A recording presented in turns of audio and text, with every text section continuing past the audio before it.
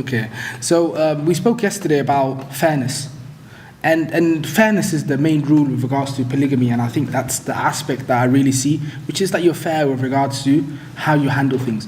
As for the privacy and boundaries, that in essence is something that will vary from time and place according to the cultures of people. There are people that are more open to talking about things, and there are people that are less likely to do so.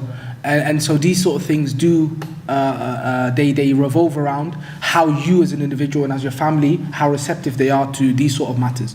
And so privacy and its boundaries is something that you should consider, but they should really follow the customs and the cultures of your society, as well as how comfortable the individual that you are in a relationship with. In this case, the first wife having a problem with that. This is something that you should discuss and understand, whether you should continue on doing this or not. And obviously, where things are hidden, it's usually better, and it preserves the blessings of Allah subhanahu wa ta'ala more, and it's more easily handled. When things are out there, it creates all sorts of perceptions. As for the principle that we spoke about yesterday with regards to polygamy, then that was al-adl. And so that's the mandatory issue, that you're just. And so all of these expenses and everything, all of these conversations, in essence, how you talk about them is one thing.